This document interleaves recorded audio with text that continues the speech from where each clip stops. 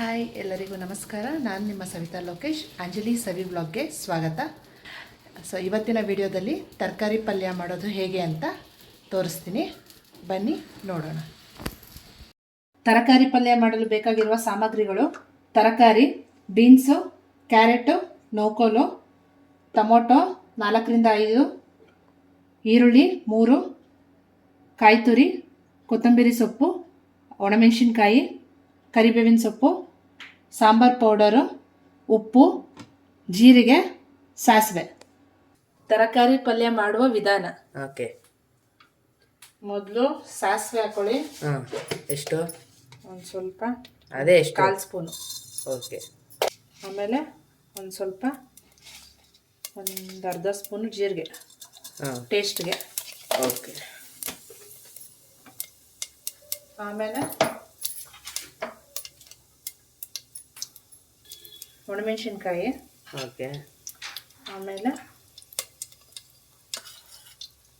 ಈರುಳ್ಳಿ. ಓಕೆ. ಮತ್ತು ಕರಿಬೇವಿನ ಸೊಪ್ಪು. ಈಗ ಫ್ರೈ ಮಾಡ್ಕೊಳ್ಳಿ. ಎಷ್ಟು ನಿಮಿಷ? ಸ್ವಲ್ಪ ಡೀಪ್ ಫ್ರೈ ಆಗಬೇಕು. ಈಗ ಈರುಳ್ಳಿ ಬೆಂದಿದೆ, ಟೊಮೊಟೊ ಹಾಕೊಳ್ಳೋಣ. ಓಕೆ.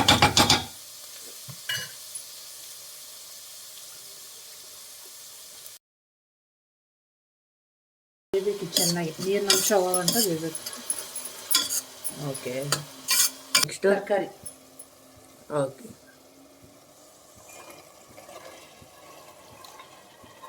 ಆಮೇಲೆ ಸಾಂಬಾರು ಪುಡಿ.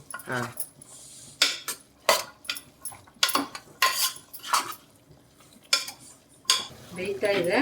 ಸೊ ವಿಶಲ್ ಕೂಗಿಸ್ತೀವಲ್ಲ, ಅಲ್ಲಿ ಫುಲ್ ಬೇಯಬೇಕು ಅಂತ ಏನಿಲ್ಲ. ಓಕೆ. ಸೊ ಇವಾಗ ಸಾಂಬಾರ್ ಪೌಡರ್ ಹಾಕ್ತೀನಿ. ಎಷ್ಟು? ಒಂದು 3 ಸ್ಪೂನ್ ಹಾಕೋಣ. ಓಕೆ.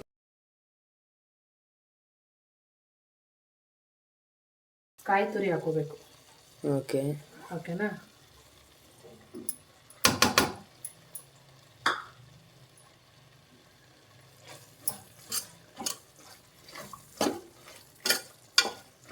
ರುಚಿಗೆ ತಕ್ಕಷ್ಟು ಉಪ್ಪು ಹಾಕಿಕೊಳ್ಳಿರಿ.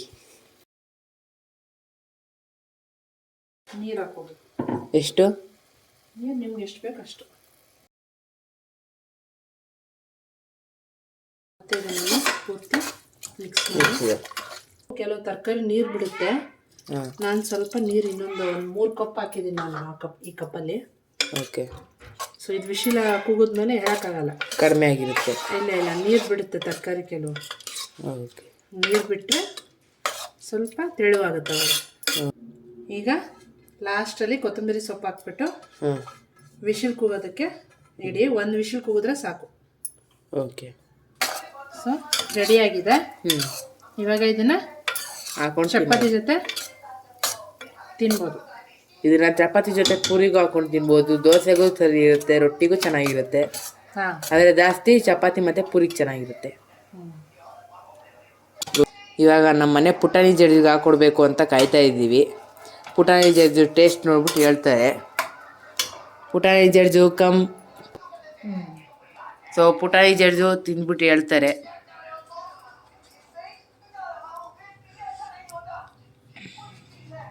ಬಿಸಿ ಐತೆ ನಿಧಾನಕ್ಕೆ.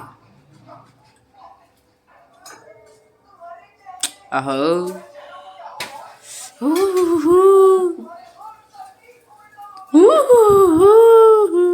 ಬಿಸಿ ಬಿಸಿ ಚೆನ್ನಾಗಿದ್ಯಾ? ಹೆಂಗೈತೆ? ನೀನು ಎಲ್ಲದಕ್ಕೂ ಅದು ಒಂದೇ ಆಕ್ಷನ್ ಮಾಡು ಅಷ್ಟೇ. ಇವಾಗ ನಮ್ಮ ದೊಡ್ಡ ಇವಾಗ ಪಲ್ಯ ಚೆನ್ನಾಗಿದೆ, ನೀವು ಟ್ರೈ ಮಾಡಿ. ವಿಡಿಯೋ ಇಷ್ಟ ಆಗಿದ್ರೆ ಸಬ್ಸ್ಕ್ರೈಬ್ ಮಾಡಿ. Thank you for watching. ಹೆಚ್ಚಿನ ವಿಡಿಯೋಗಳಿಗೆ ಸಬ್ಸ್ಕ್ರೈಬ್ ಮಾಡಿ, ಲೈಕ್ ಮಾಡಿ, ಶೇರ್ ಮಾಡಿ ಮತ್ತು ಬೆಲ್ ಐಕಾನ್ ಪ್ರೆಸ್ ಮಾಡಿ.